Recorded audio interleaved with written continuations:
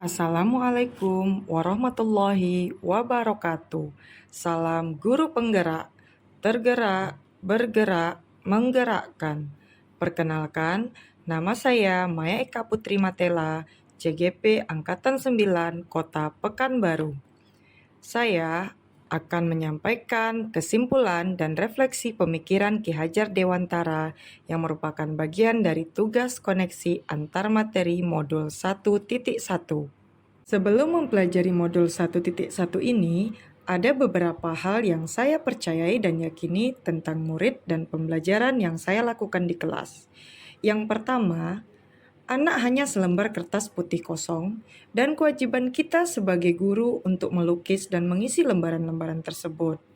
Yang kedua, kebanyakan anak sama, karena saya menganggap anak-anak di tingkat kelas yang sama harusnya memiliki kemampuan yang relatif sama juga.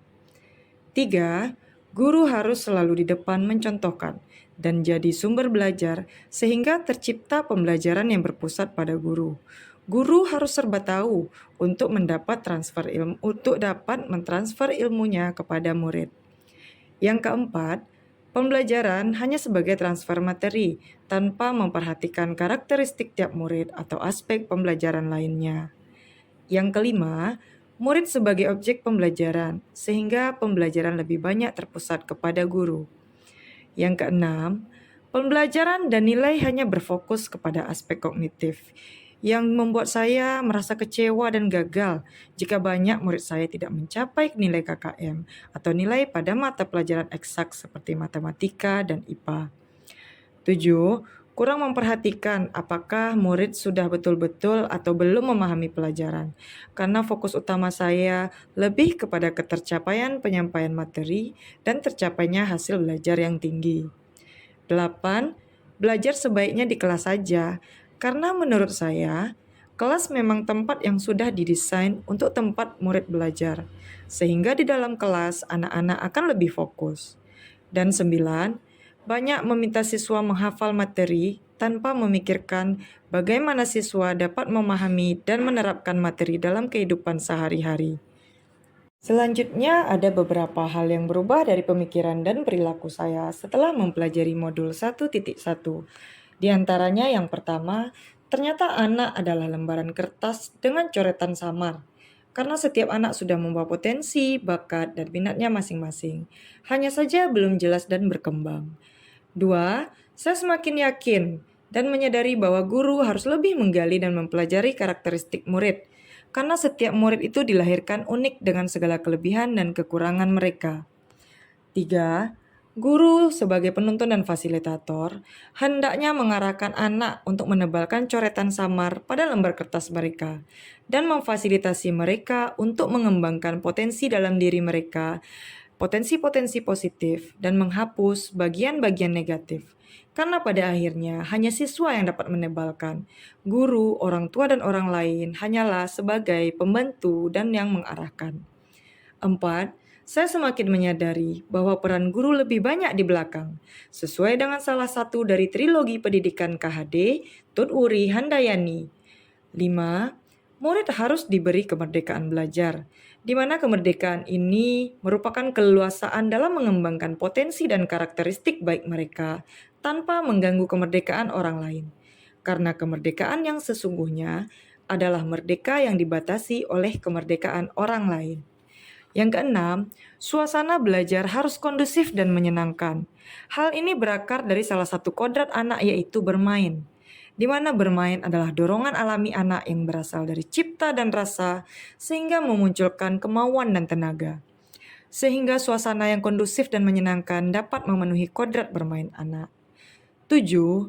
Ternyata kognitif bukanlah satu-satunya aspek yang dikejar dalam pembelajaran, karena aspek kognitif harus diselaraskan dengan aspek afektif, psikomotor, spiritual, sosial, dan budaya, karena pada akhirnya murid harus dapat diterima di masyarakat dan menjadi bagian penting di masyarakat.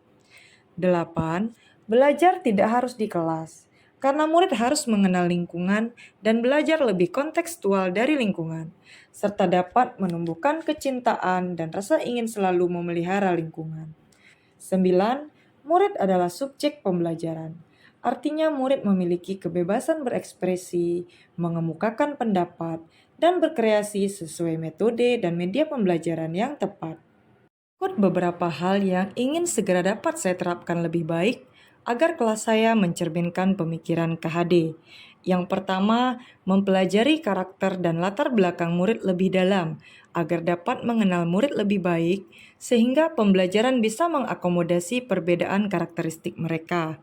Dua, menerapkan merdeka belajar.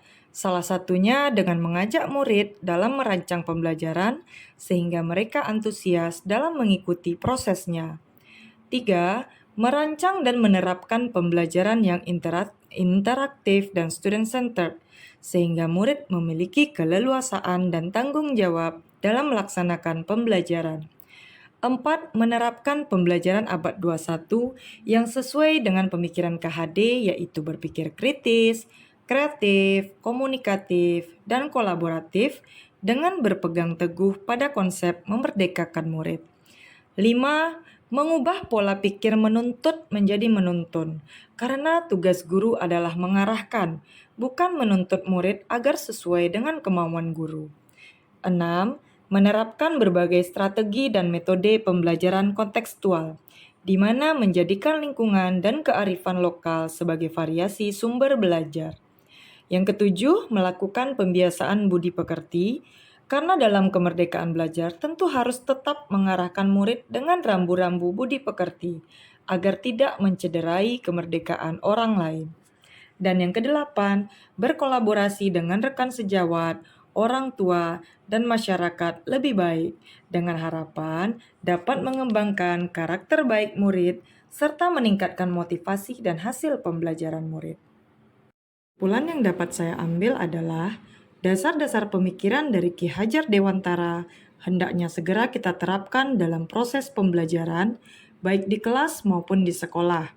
Di antaranya menuntun anak sesuai kodrat alam dan kodrat zaman, menanamkan budi pekerti karena pendidikan tidak sebatas ilmu akademis saja.